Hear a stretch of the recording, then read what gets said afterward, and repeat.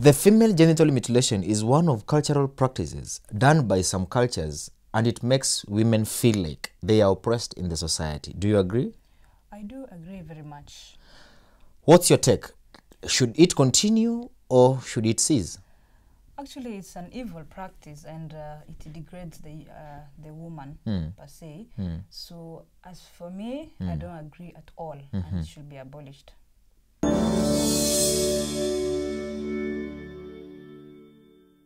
She doesn't agree at all. This is what we are going to dwell on today on Hangout for Peace. We started last week talking about a woman feeling a lesser being in the society. So, what's your take? Do we continue with the practice or not? You said it degrades the woman. Why does it degrade a woman?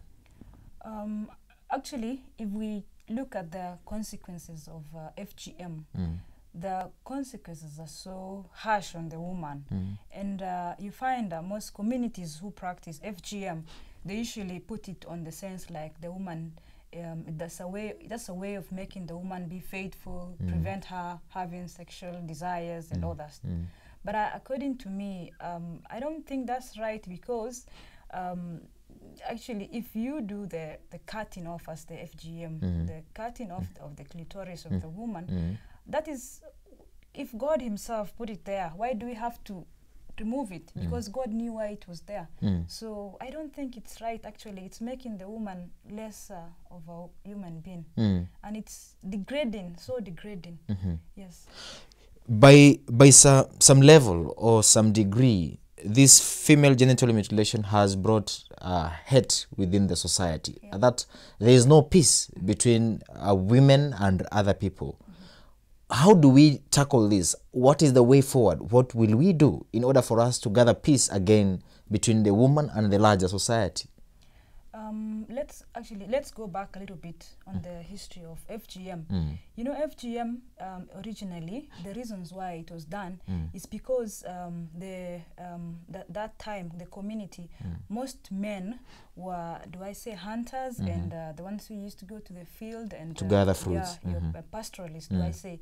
So when they go at those times, those years, they used to stay for years with the cattle, rearing the cattle, and they used to come back after many years. So they stay away from their women for quite some time. Yes. Okay. So when they come, when the woman, actually, the reason why they were circumcised is for them not to have that urge, the sexual urge. And then if a woman was not circumcised, at that time she was seen like unclean and less of a woman. But if a woman was circumcised, she felt like she has this, she finds respect before other men, other women, and it makes her feel like more important and superior.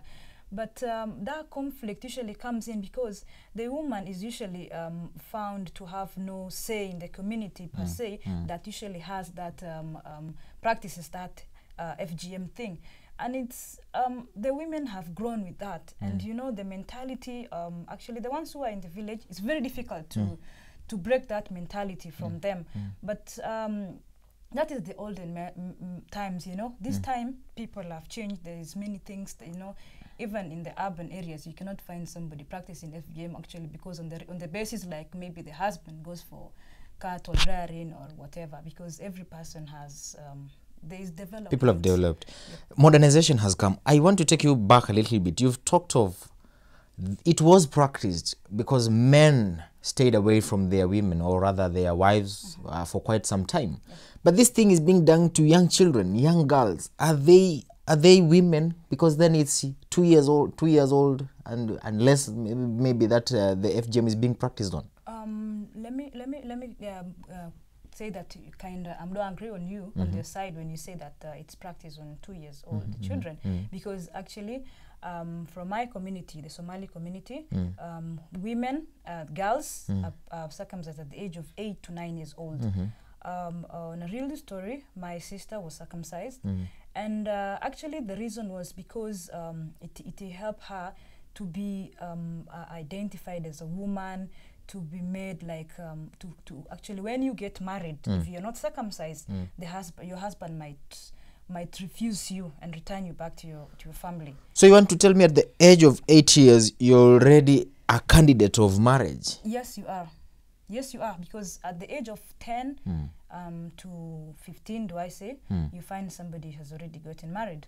So that's the preparation stage, actually, from 8 to 15 years old, that you have to be circumcised, to be initiated, to become a woman, and a full woman per se, because when you become actually circumcised, you become part of the women society, and there you learn many things from your aunties and your mothers, your grandmothers, and all that.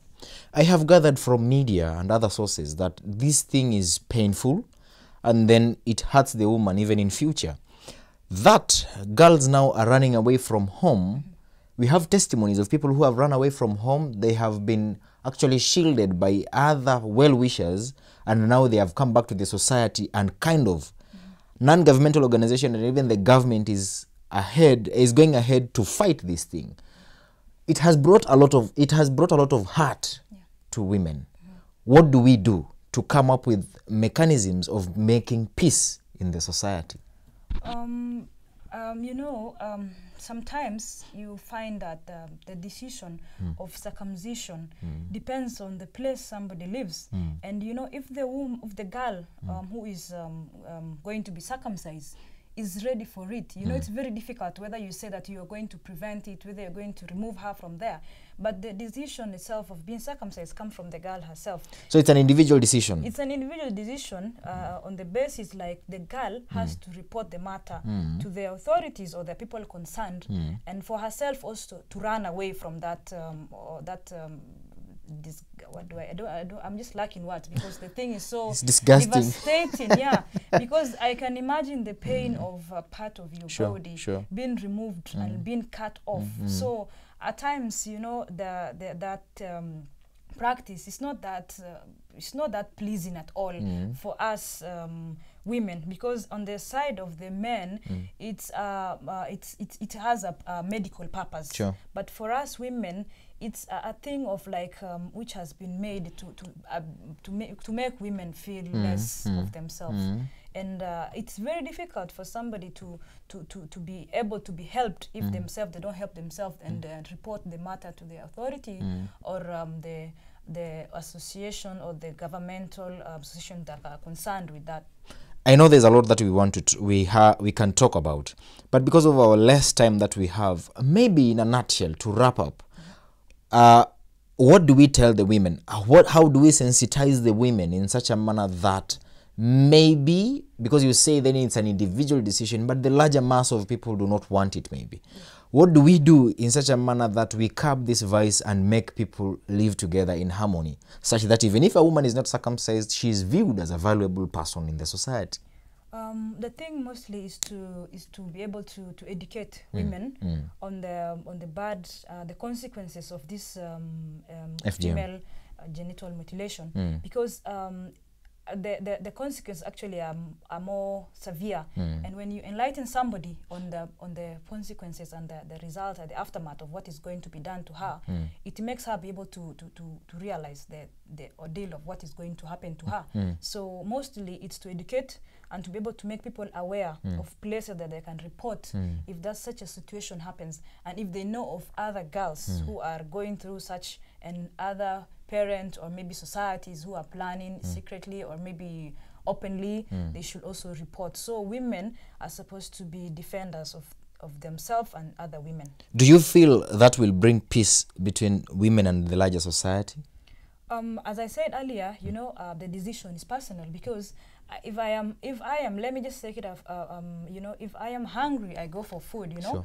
If I'm not hungry, I will not eat food. And in the same way, if somebody is so into the belief that if you do FGM is for the practice of religion, for culture, for, I don't know, marriage purposes, to make yourself be faithful to your husband in your marriage, it becomes difficult to look at somebody from that mentality. So the mentality can be broken if somebody realizes that you actually the thing is bad, and the badness of actually the circumcision can be shown when somebody is shown the consequences of what is going to happen to her. Thank you so much for coming out boldly to share about this thing, and I pray that then people will make sober decisions such that at the end of the day no one feels oppressed. Yes. And we gather peace in the society. Yeah. Thank you. Thank you too.